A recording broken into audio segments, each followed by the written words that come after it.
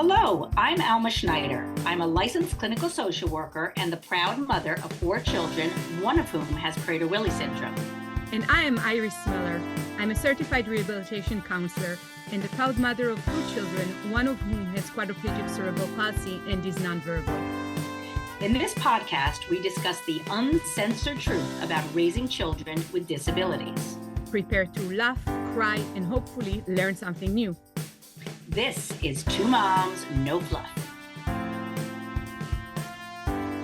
Hello, everyone, and welcome to 1 in 6 Supports podcast, 2 Moms, No Fluff. If you are a veteran of the podcast, welcome back. And if you are new, welcome to 2 Moms, No Fluff. I'm Alma Schneider, and I'm here with my partner, Iris Miller.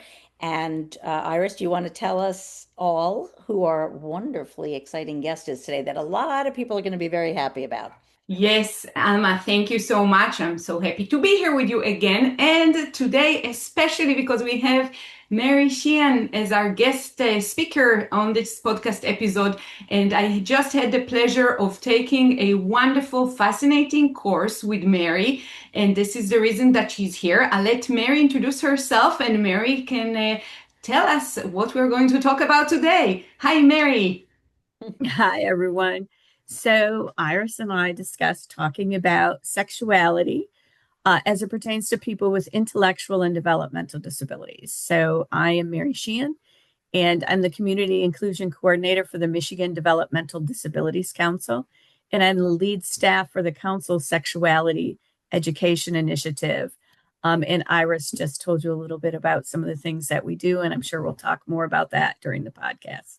Yes, and Mary, I want to take this opportunity to thank you again for this amazing experience of taking the sexuality training course for people with developmental disabilities. This is a topic that is not talked about enough, and I was just so impressed by the way you gave the course and taught the material. It was really fascinating, and I'm so honored that you took the time to speak to us about this today here. And I want to start maybe by asking you the first question of why is it important to talk about sexuality of people with developmental disabilities? Wow. There's so many good reasons why it's important to talk about this topic with people with IDD. Probably the most important thing is to recognize that people with IDD are whole people. So just because a person has a intellectual or developmental disability of some kind does not make them void of the same basic human needs that anyone else has. And so once you recognize that, it's easy to see that people with disabilities need to be able to distinguish between healthy and unhealthy relationships, which is a critical life skill for all humans. Why would that be any different than for people with IDD? Yeah. But people with IDD live with the experience of having so many myths and stereotypes perpetuated upon them that it becomes even more important that they have accurate, factual information delivered to them in a way that matches their varied learning styles. So we also know that people with IDD are sexually abused or exploited at rates up to 7 times higher or greater than the general population. But yet they're the least likely to get information at home or even at school about this topic. So it's so important to provide, inclusive, comprehensive, trauma-informed and research-based education, because it's really needed to empower them to keep themselves safe and to have the best chance of experiencing healthy relationships throughout their lifetime. Yeah. So you mentioned a little bit already about the fact that people might not even think of sexuality for this population, but what are some other common misconceptions about sexuality in people with disabilities? Well, one of the things we hear all the time is, why would you teach about sex? And I because they're never going to have sex. And that's not true. People with IDD have the same basic human needs that everyone else has. And some may experience and some may not. And desires, not just needs, but desires, right? Exactly. And so with that rate of abuse and exploitation, if they have experience with a sexual, physical relationship, don't we want it to be a healthy one? Don't we want it to be something free of abuse and exploitation? And so, again, many important reasons why this topic is so needed. And I think also that people with IDD are just so often misunderstood, and we need to separate this idea of sex and sexuality. And as we say a lot in the training, sex is a 3-letter word, SEX. Sexuality is a much bigger word, and it's a much bigger topic. And so when we think about things beyond just intercourse in the physical act of sex, how you portray yourself to the community around you, everything from gender identity to just how you express, how you think about, different environments and what's appropriate in different environments, whether they're public or private environments. So learning that kind of information is just critical. There are really 16 dimensions to sexuality. It's a much bigger topic than sex. So when people say, why teach about it? Because, they're not going to have sex, or we don't want everyone going out and having sex. My answer to that is, well, they might already be having it and you just don't know. And so don't you want to provide them with ways to have the healthiest relationships? And B, it's critical for them to be able to keep themselves safe. And we're talking about many more topics than just physical intercourse. We're talking about things like how sexuality is portrayed in the media, myths and stereotypes about people with IDD, how laws pertaining to sexuality, the body parts, differences between public and private. A lot more is covered than just that intercourse in the physical act of sex. Yeah. Yes, and Mary, as you were talking about the different dimensions of sexuality, I want to maybe ask you a little bit about what families can do to help their child with a developmental disability build healthy relationship and know how to keep healthy boundaries in sexuality. Well, there's a lot. Sometimes I get this question of how early should I start teaching my son or daughter about sexuality? And I get that from parents who have children that are neurotypical and parents of children who have some type of disability. And the answer for all is the same. Start teaching at birth and go to death, as long as you're there. Wow. So it's really an important topic, and some basic things that are really important and can be taught very early on are some aspects of body autonomy and consent. And we can do that in lots of ways that fit their developmental phase or stage that they're in. It happens very early on. We can do things like making choice and decision making, whether it's what you're going to wear today, and then also honoring choices that young people make, even though they may make some mistakes, and learn from them along the way. You may say, oh, it's raining out today. What would you like to wear to preschool? And they pick shorts and a tank top. Maybe letting them stand outside for a moment in the shorts and the tank top when it's raining, and then they say, ooh, I'm cold. Wow, well, you chose to wear shorts and a tank top. Do you want to change your decision now? Do you think it makes sense to wear a raincoat or put your galoshes on? And so accepting that people are going to make some decisions that might be mistakes, and they'll recognize that and learn from that. And then the next time you say, oh, what would you like to wear today? It's snowing out. They'll pick more appropriate clothing. And they learn from that, how everyone else learns, Yes. From day to day and as they go through various life stages. I think that's just critical. And things like, do you want to sit on the Easter Bunny's lap? Or go sit on Santa's lap in the mall so grandma can take a picture? Well, I'm a grandmother. I get it. You want that photo up. But if they show distress about that, then honoring their decision, you don't have to. You can make a choice. Yeah. Because you may be telling them, wow, it's your body. You get to decide what's right for you. Don't ever let anybody touch you unless you want them to. Yeah. And then we force them to sit on a stranger's lap in the mall or, greet the 6-foot tall Easter Bunny. Yeah. Or it could be Aunt Agnes when she's leaving Thanksgiving dinner and we say, go give Aunt Agnes a hug and a kiss goodbye. And they're like, yeah, no, don't really want to. And we're Yeah. like, oh, you'll hurt Aunt Agnes's feelings. Go give them a hug and a kiss goodbye. We can teach body autonomy by Yes. honoring their choices and maybe saying things like, oh, well, why don't you wave to the Easter Bunny and I'll take a picture of you doing that? Or why don't you and Aunt Agnes come up with your special fist bump or handshake? And that'll be your thing when Aunt Agnes is leaving a family event.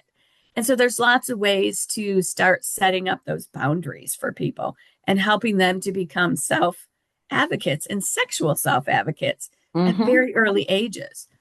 And then once you teach that, you can automatically then start teaching just as you own your own body, so does everyone else. So you can't just touch somebody else whenever you want to. You have to get permission or consent.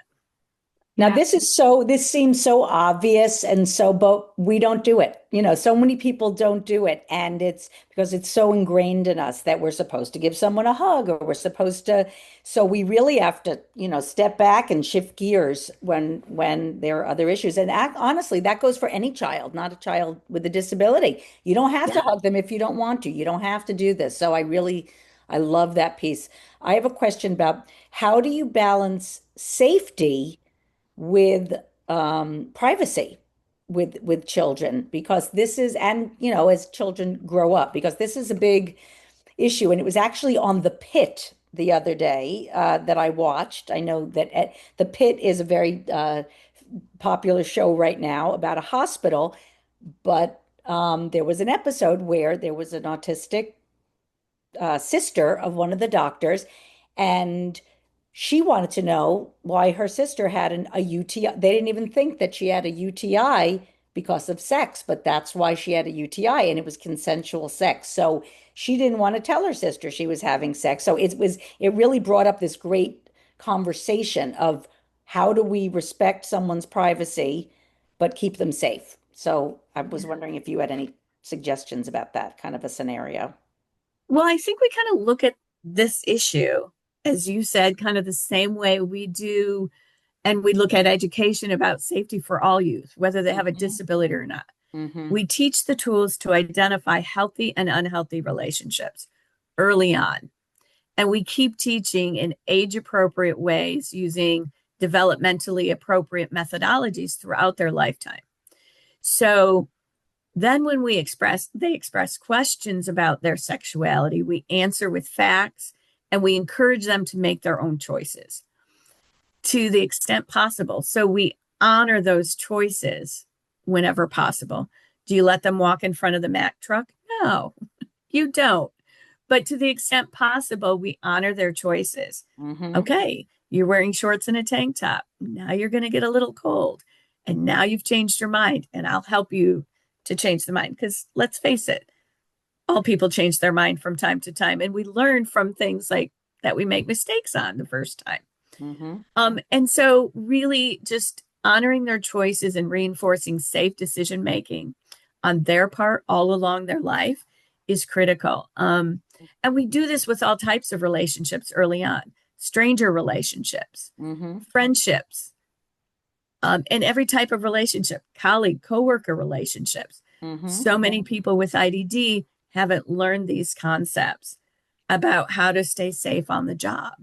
And they either are the victim or the perpetrator of sexual harassment on the job and end up losing their jobs because nobody's taught that information. So when we're talking about relationships in the trainings that we provide, we're talking about every type of relationship, from stranger relationship all the way up to romantic sexual relationships, and identifying healthy and unhealthy. And parents can really help that by creating that healthy environment in the home where questions can be answered and mom and dad aren't going to freak out about the question. And so in that way, they're going to use and come to you for information and advice. And then you're able to give factual information. Excellent. Helpful. Very Mary, helpful. I want to say that as you were talking about consent and body autonomy, I was reflecting back on my daughter's childhood and being in situations that we would visit clinics in which other practitioners would work with crying children the child would already express their discomfort and lack of interest in participating in an activity, and yet the adults around it's like we're almost over or just a few more minutes, etc. Situations in which children kind of lose any authority over their body, and their pain and level of comfort is ignored systematically. And I am sad to say that this is the reality for many now adults with disabilities, because I think the recent years there is a little bit more awareness to that issue and the implications of working with a child that is in distress. But do you see that trauma kind of carried over and expressed in the adults with developmental disabilities that you interact with? Absolutely. So when we talk and we identify different types of relationships, one category that's important to cover for people with IDD is helping professionals. So when we talk about nobody should touch you unless you want them to, that includes doctors and nurses and OTs and PTs and your direct support professional staff that may work with you in your home. Because we know that people with IDD have a higher probability of also having maybe some physical disabilities, as well as maybe cognitive impairments. And so it's still important to honor the person's preferences as much as possible. Do you want to be showered by a male staff or a female staff? Do you feel comfortable with your doctor or this new practitioner? Or would you like to have somebody else in the room with you? And so offering that same kind of support we would offer to anybody else in the population. And I think you're right, Iris. Just in general, the medical field has changed over the years, and they're getting more comfortable with just saying, hey, do you want to have somebody with you? Who would you like to have with you? Is it all right with you if I talk with your mom for a moment to make sure that the practitioner is getting all the correct information? Or who have you brought with you today? I know I attend some appointments with many people with disabilities, and they always ask, is it okay if I speak to her while while you're here in the room as well? And so honoring their body autonomy to make those decisions is really says to them, we mean you own your own body and you get to decide what's right for you. Even if it's a person that you feel might be an authority to you, you still get to make some decisions. So important, so important. Thank you.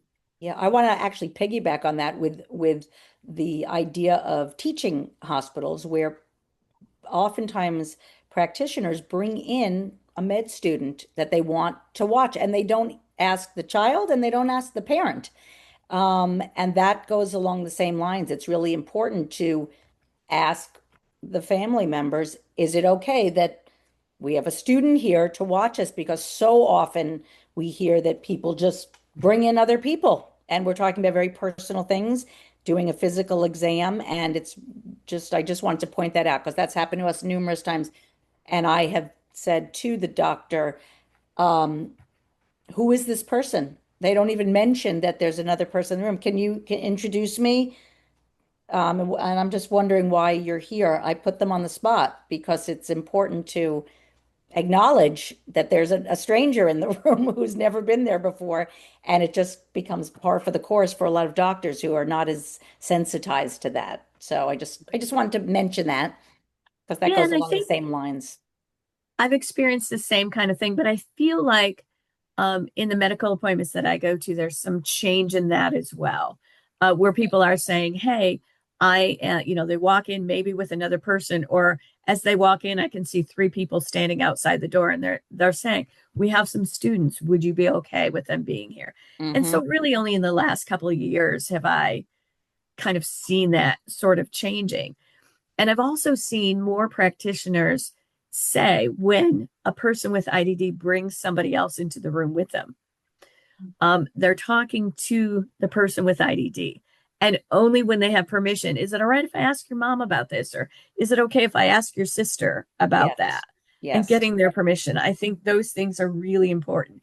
And Yeah. that's why we love when we can get education and training in the Mhm. colleges and universities, which we've been Yes. able to kind of bridge that gap a little bit Good. Started from the get-go recently. of Yeah, their so people career. can learn before they even get into the field, like what are these nuances that I need to think about if the Mhm. patient that I'm working with has an intellectual or developmental disability, or even just how I'm communicating. Am I communicating about their sexual health in plain language? Am I Mhm. communicating in the type of interaction that I'm noticing between them and the person they've brought with them? And so I think those things are helping to make change as well. Yeah. That's great. My next question is about an ideal scenario. So, what does a healthy sexuality looks like for a person with developmental disabilities? Wow, that's a tough one because it looks different for each person. um, just as we're, all unique individuals here on the video right now, um, we do know from research that people with IDD reflect the world around them, meaning that they're going to express sexuality in about the same percentages as the neurotypical population. So some people identify with IDD will identify or express themselves as members of the LGBTQIA, excuse me, let me try that again, LGBTQIA plus community. Mhm. Some will express the desire to date and possibly enter into a physical romantic relationship, and others will express themselves in a more asexual kind of way. Well, I want to have a boyfriend or a girlfriend, but I don't really want to touch them a lot. I just want to have one because adults have one, right? Mhm. So that's, things they picked up from social media or movies and such. Tell them, well, I'm an adult now, so I should have a boyfriend or girlfriend, but I don't really know what I want to do with a boyfriend or girlfriend. And so they're going to express in as many different ways as the population that's neurotypical. Mhm. Um, all of these things are normal and they need to hear whatever it is you want is okay. We need to help you figure out how to be safe in whatever the choices you're making are. And we see these expressions from people with IDD really at all the same rate that we do if it was the same number of people without intellectual or developmental disabilities, their Mhm. neurotypical peers. Yeah. So, yeah, every relationship looks different. And you're reminding me of an episode I saw. We watch a lot of TV around disability around here for Love on the Spectrum. And there was a woman who had an intellectual disability and she wanted to meet someone and she wanted to be physical with them. And she met someone she really liked who did not want a physical relationship. And she said, "Okay, I'm sorry. That's something that's important to me. So I don't think this is going to work out," even though they hit it off. So it's just everybody's the same in terms of having needs and desires. And if someone is not a match who has those similar feelings or thoughts or desire for behaviors, it's really no different. It's just different, maybe a different way of getting around it or getting to it. But it's very enlightening to hear a lot of what you're saying. I just have a last question on my part. What is one thing that you wish every parent or caregiver understood about this topic? I think the most important thing is that people with disabilities are whole people. So they're going to have the same sorts of desires as anyone else, the same basic human needs. So it helps when you think about that and when you can agree with that point, then it makes it easier when you get those questions like, oh, I'm not so shocked that somebody's asking me how to use a condom, or I'm not shocked that this person who lives in a group home is saying, I only want to be showered by male staff or a female staff, or, Mhm. whatever their choice is. And thinking, wow, we should honor that because how would I feel Mhm. if I had to be showered by somebody that I didn't feel comfortable touching me? Mhm. So, I think that's probably the one thing. If we can all agree that people with intellectual and developmental disability that disability itself is part of the natural human experience. Yes. So they're whole people, and their sexuality is going to be part of their life from birth to death. And so we need to get comfortable talking about the topic. Mary, thank you so much for taking the time to speak to us today, but also thank you so much for all the work that you do in this field and putting the spotlight on this very important topic that is a part of the normal human experience for all of us. And the work that you're doing is much appreciated and so welcomed and important. Thank you. Thank you so much. And we hope that you can share some resources with us that you find helpful for this community that we can then share in our newsletter and on our social media pages, because this is a topic that comes up all the time. It is one of these taboo subjects for a lot of people. So the more we talk about it, the more resources, the safer and happier we're all going to be. Agreed on that. And I'd be happy to supply you with some resources. Thank you so much for inviting me today. Thank you. Thank you. If anyone has questions to Mary Shehan or to Alma or myself, please write to us at info@oneinsixsupport.org, info@oneinsixsupport.org. Thank you, and we'll see you on our next episode. Bye-bye. Bye-bye. For more information, please go to www.twomomsnofluff.com. Thank you.